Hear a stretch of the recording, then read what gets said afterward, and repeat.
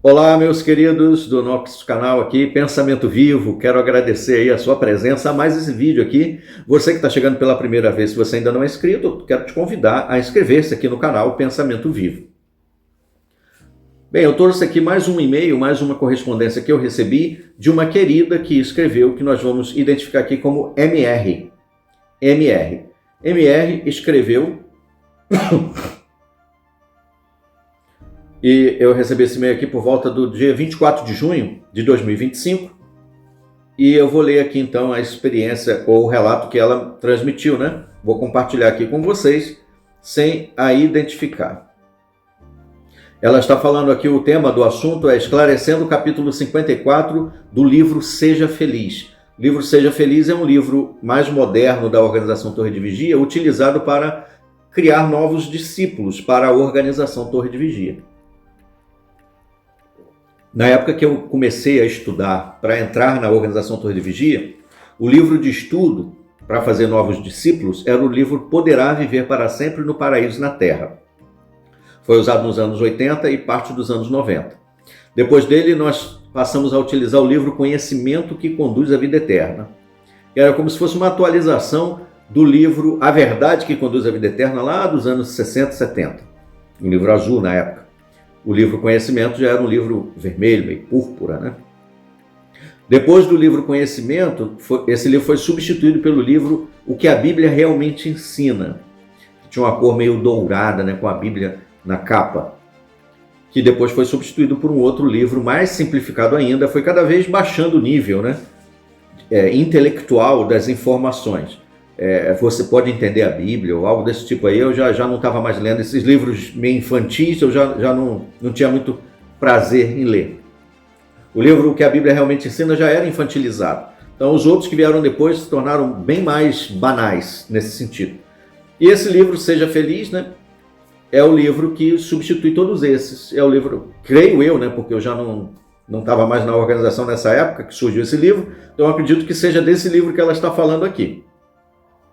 Ela começa o e-mail dizendo, então, saudações, Alexandre, tudo bem? Tudo ótimo. Prazer. Primeiramente, quero te agradecer pelos seus vídeos. Eu tô lendo aqui pela primeira vez, tá? Eu peguei o relato e imprimi, eu não li. Não li na íntegra, assim, analisando, né? Eu geralmente respondo pela correspondência, agradeço, né? Respondo, mas depois eu leio com atenção. Estou lendo agora aqui com vocês. Primeiramente, quero te agradecer pelos seus vídeos.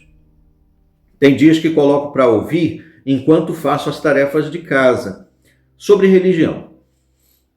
Então, estudei desde minha infância, dos 8 aos 18, mais de 10 anos. Segui evitando de viver e me permitir ser eu mesma. Porém, nunca me batizei. Sou muito estudiosa, nunca concordei com o corpo governante e despertei em março do ano passado. Te acompanho há mais de um ano. Minha mãe se batizou em junho do ano passado. Ou seja, tudo que possivelmente eu falar estará sendo a aprovação pós-batismo. Ela está no estudo do livro Seja Feliz para Sempre, capítulo 54, tem o tema Quem é o escravo fiel e discreto? Então é esse livro mesmo, Seja Feliz para Sempre, é o livro mais novo. E ela está então aqui aludindo ao capítulo 54, Quem é o escravo fiel e discreto? Interessante que essa pergunta aqui é a pergunta do subtítulo da revista Sentinela 15 de julho de 2013, onde teve a alteração do entendimento, né, o entendimento atual sobre quem é o escravo fiel e discreto, dura desde 2013. 15 de julho de 2013 foi a revista Sentinela que trouxe a alteração doutrinária sobre a identidade do escravo fiel e discreto do ponto de vista da Organização Torre de Vigia. Até aquela época, 15 de julho de 2013, a organização ensinava já por muitas e muitas décadas que escravo fiel e discreto ou prudente refere-se a todos os 144 mil. Então, na atualidade, o escravo fiel e discreto seria o restante ungido, ou seja, o grupo remanescente dos que estão vivos ainda, mas que professam ter esperança celestial. São aqueles que participam do pão e do vinho na refeição noturna do Senhor. Mas em 15 de julho de 2013, o corpo governante deu um golpe. Então, o corpo governante mudou essa doutrina, essa visão a respeito do escravo fiel e discreto, e assumiu para si essa designação, ou seja, o escravo fiel discreto é o corpo governante. E aí a nossa querida continua aqui, ó. Disse para ela: mãe, pergunta para sua instrutora se a Bíblia deixa claro que Jesus ia deixar uma classe para guiar seu povo hoje em dia. Não leia no livro, leia na Bíblia. Ela acha que eu estou cega no mundo de Satanás. Não fala mais. Não fala, mas sei que acha. Enfim. Ela tem um irmão, meu tio, ancião há 12 anos, que é muito zeloso e está sendo meu instrutor para tirar minha dúvida. Não quero fazer despertar, mas quero plantar uma semente de questionamento. Queria seu auxílio, já que é experiente. Já iniciei o estudo mostrando a sentinela de 2013, quando o escravo passou a ser, ela citou aqui, a ser o escravo, unicamente o escravo. Pasmem, ele não sabia. Quando tiver tempo, me ajude. Obrigada. Ela cita o nome dela aqui, vamos chamar de MR. Então, querida, sobre essa questão do escravo fiel discreto, como nós tivemos recentemente aí uma conversa com o nosso querido Valdir Camilo, né? Eu aconselho você, por exemplo, a assistir um dos vídeos lá do Valdir Camilo, que ele fala a respeito dessa identidade, ele explica magistralmente lá, né? De uma forma muito bem didática. Eu acho que valeria a pena você assistir lá o vídeo do Valdir Camilo. Eu já trouxe aqui também alguns assuntos referentes à questão do escravo fiel e discreto ou prudente. Como eu citei lá na entrevista com o Valdir Camilo, eu sugeri que o meu concunhado, na época, que nós éramos anciãos, lesse Mateus capítulo 24 inteiro e visse se em algum momento, só lendo a Bíblia, esquecendo qualquer coisa que foi ensinada pelo governante, só lendo a Bíblia, se em algum momento ele encontraria ali algum indício que em 1919 Jesus ia designar um grupo de homens lá nos Estados Unidos para dar o alimento, entre aspas, no tempo apropriado, fecha aspas. Talvez, né, sugerir uma leitura fria, pedir orientação do Espírito Santo e ler a Bíblia puramente pela Bíblia, se ele em algum momento vai encontrar ali alguma brecha, sem forçação de barra, para designar um grupo de homens norte-americanos para tomar conta da obra mundial nos dias atuais.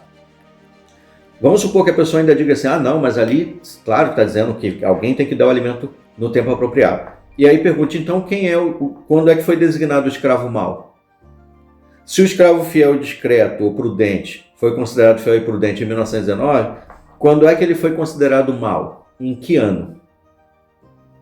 Aí automaticamente a pessoa vai dizer, não, mas essa parte aí é só um alerta. Bom, por que essa parte aqui é um alerta e a primeira parte não é?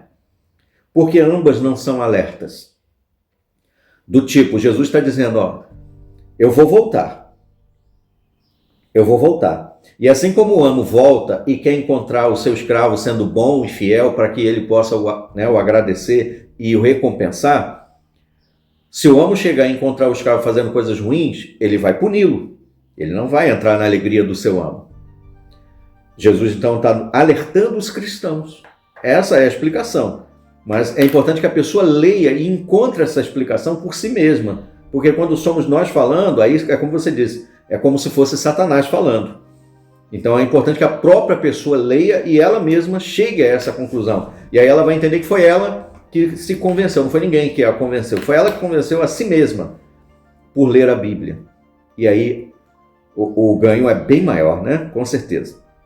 Mas eu quero desde já agradecer muito aí pelo e-mail que você mandou, pela sua correspondência e pelo voto de confiança aqui no canal, de compartilhar essa informação, tá bom? Muito obrigado aí pela sua correspondência. E a vocês que estão assistindo aqui, se você ainda não é inscrito, inscreva-se aqui no canal Pensamento Vivo. Muito obrigado aí pela atenção de vocês. Até os nossos próximos vídeos. Até lá.